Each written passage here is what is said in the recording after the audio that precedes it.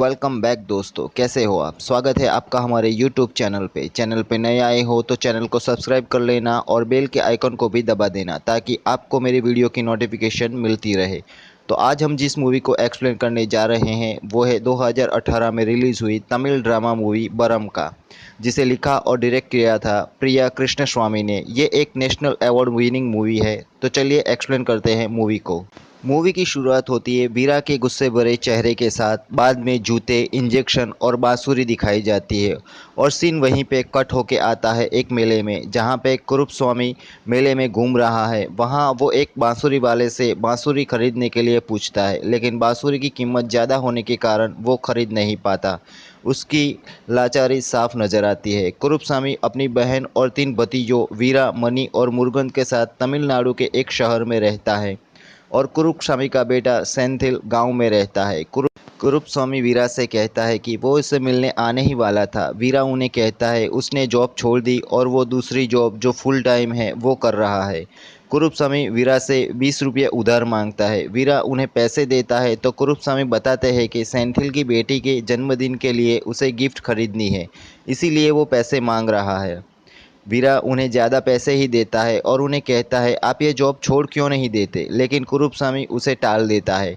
कुरूपस्वामी night watchman का काम करते थे। एक दिन सुबह अपनी शिफ्ट ख़त्म करके जा रहे थे, तभी एक मोटरसाइकिल से उनका एक्सीडेंट हो जाता है और उनकी हिप टूट जाती है। आसपास के लोग ये देखकर उन्हें सोसाइटी में वापस ले जाते हैं।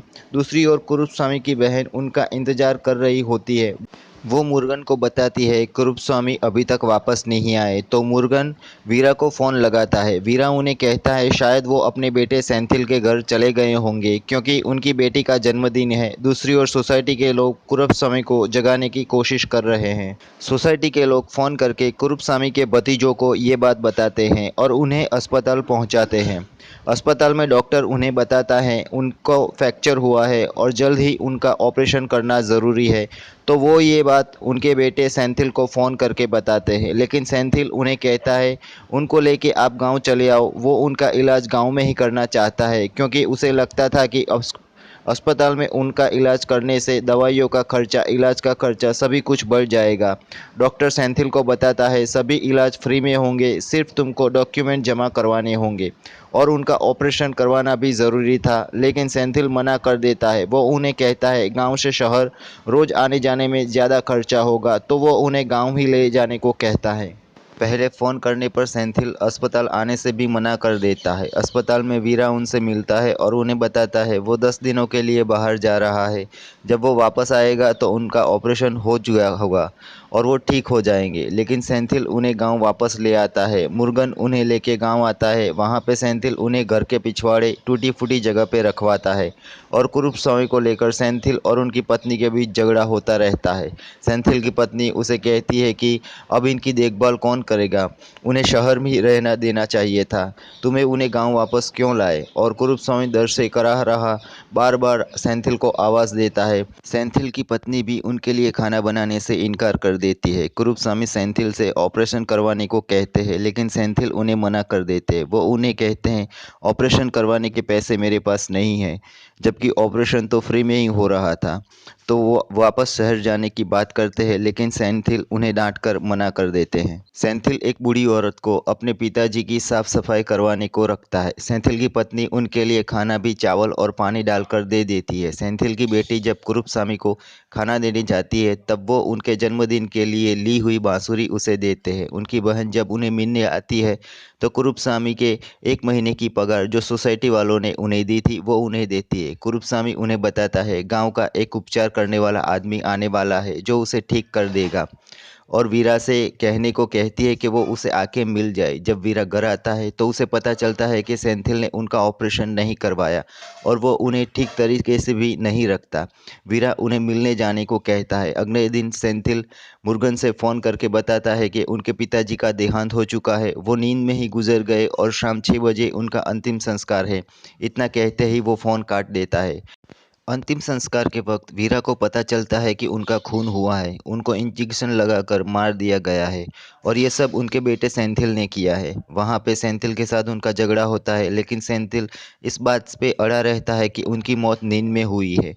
वहाँ गांव में एक आदमी से बात करते हुए वीरा को पता चलता है, गांव में ये आम बात है, जब कोई बूढ़ा आदमी मरने की कगार पर होता है तब उनके ही परिवार वालों के कहने पर उन्हें मार दिया जाता है। उनकी माँ जब बीमार थी तो उनकी पत्नी ने ही उनको मार डाला और वो खुद ये काम करता है, लेकिन इसके लिए वो कोई पैसा नहीं लेता। पूरा गांव जानता है कि सेंथिल ने ही कुरूपस्वामी को इंजेक्शन देकर मार डाला है, लेकिन ये काम उसने नहीं किया। तो वीरा उनसे पूछता है, आप अपने बेटे के साथ क्यों नहीं रहते? तो वो बता है, अब उससे काम नहीं होता, तो पता नहीं उसका बेटा उसे कब मार डाले। वीरा को पता चलता है कि कुरूपस्वामी को जहर का इंजेक्शन देकर मारा गया था। तो वीरा उनसे पूछता है, आप पुलिस कंप्लेन क्यों नहीं करते? तो वो आदमी बताता है, पुलिस सब जानती है लेकिन पुलिस इसमें कुछ नहीं करती, वो घर का मामला है कह के इस कंप्लेन को क्लोज कर देते हैं। वीरा को उस आदमी से ब्रोकर राजन, जिसने कुरूपस्वामी को मारने के लिए पैसे लिए थे, और मीना, जिसने कुरूपस्वामी को जहर का इंजेक्शन दिया था, उनके बारे में पता चलता है। और वीरा पुलिस सुपरिटेंडेंट को इस बारे में सब बताते हैं और कंप्लेंट लिखवाते हैं, लेकिन 5 दिन होने के बावजूद वीरा की कंप्लेंट पे पुलिस कोई एक्शन नहीं लेती।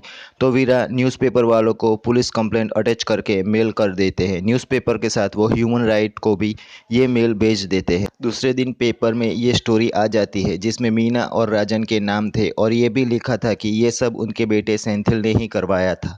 वीरा को एक रिपोर्टर का फ़ोन आता है और खुद इन सब का पर्दाफाश करवाने को कहती है। तो वीरा उन्हें लेके गांव आता है। वो एक दुकान पे जाती है और बताती है उनकी दादी की तबीयत ठीक नहीं रहती, तो वो उनके लिए जहर वाला इंजेक्शन लेने आई है।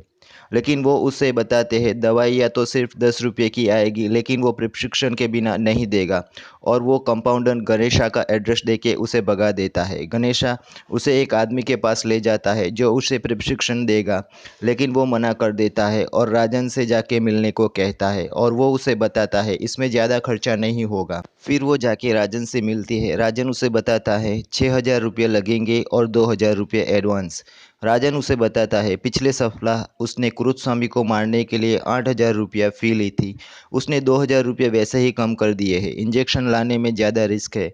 दूसरे दिन पेपर में सब न्यूज़ रिपोर्टर छाप देती है। गांव वालों से ये पता चलता है कि यहाँ सब कई सालों से हो रहा है, जब कोई चल फिरने की हालत में नहीं होता तो उसे मार दिया जाता है। सेंथिल को भी ये बात पता चल गई थी कि वीरा ने ही ये सब किया है और टीवी न्यूज़ में भी वही दिखाया जाता है। वीरा टीवी पे बताता है, जब सेंथिल की शादी हुई तो अंकल ने उसे घर के साथ सब कुछ दिया, फिर भी उसने उनके साथ ऐसा किया। पुलिस सेंथिल और राजन को पकड़ लेती है और उन्हें टेप सुनाते हैं जो उस रिपोर्टर ने जब राजन कुरूपस्वामी के बारे में बता रहा था तब बनाई थी। राजन उसकी आवाज़ नहीं है ऐसा बोल देता है। पुलिस मीना को भी पकड़ लेती है और उसकी पूछताछ करती है। पुलिस वार्ड बॉय गणेशा को भी पकड़ लेती है। पुलिस की सख्ती से पेश आने पर मीना बताती है वो नर्स नहीं है। राजन ने उसे बताया जल्दी से पैसा कमाना है तो इंजेक्शन देना सीख जाओ। वो उसे इंजेक्शन लगाने के लिए 1,000 रुपया देता था। इंजेक्शन देना उसने गणेशा से सीखा। मीना पुलिस को अब तक उन्हें जितने भी आदमियों को मारा था उन सब का नाम बताती है, जिसमें कुरूपस्वामी का भी नाम था। पुलिस के सख्ती से पेश आने पर राजन उन्हें ये सब बता देता है। वो बताता है मीना ने ही उसे सेंथिल के पिताजी कुरूपस्वामी के बारे में बताया था और वो सेंथिल से जाके मिला। जब वो कुरूपस्वामी को मारने आए थे तो वो जाग रहा था और उनको देखकर वो सेंथिल को आवाज़ देता था, लेकिन सेंथिल और उनकी पत्नी वहाँ खड़ा होकर सिर्फ सब बातें सुन रहे थे।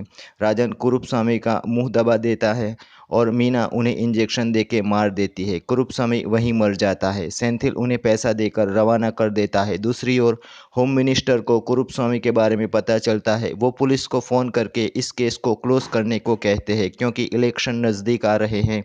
पुलिस उन्हें बताती है ये सब मीडिया और प्रेस में आ गया है और अब इन सब पे पुलिस का कोई कंट्रोल नहीं है। होम मिनिस्टर उन्हें अपने तरीके से हैंडल करने को कहते हैं। दूसरी ओर वीरा की माँ दुकान से सामान खरीदने जाती है तो दुकानदार उन्हें सामान देने से मना कर देता है। वो अपने बेटे को ये सब बंद करने को कहती है। वो कहती है इन सब से कुछ नहीं होगा। टीवी पे वीरा और मुर्गन को न्यूज़ में दिखाई जाती है कि पुलिस को इस केस में कोई सबूत नहीं मिला। पुलिस बताती है जब पोस्टमार्टम हुआ तो हमें कोई एविडेंस नहीं मिला। जब राजन के स्ट्रिंग ऑपरेशन के बारे में पूछा जाता है तो पुलिस बताती है वो काफ़ी नहीं था। जब उन्होंने मीना के बारे में पूछताछ की तो गांव वालों ने बताया वो सिर्फ ग्लूकोज के इंजेक्शन लगाती हैं और कुरूप स्वामी की नेचुरल डेथ है। और ये बात सुन के वीरा और उनके परिवार वाले चौंक जाते हैं और पुलिस केस बंद कर देती है। कुरूप स्वामी केस में किसी को सज़ा नहीं मिली। कुछ महीने बाद सेंथिल को दुबई में जॉब मिल गई और वो पूरी फैमिली के साथ दुबई चला गया। अंत में वीरा को दिखाया जाता है जो आज भी इंसाफ का इंतजार कर रहा है। तो दोस्तों, कैसी लगी आपको ये मूवी हमें कमेंट करके ज़रूर बताना। चैनल को अभी तक सब्सक्राइब नहीं किया तो सब्सक्राइब कर लेना और बेल के बटन को भी दबा देना।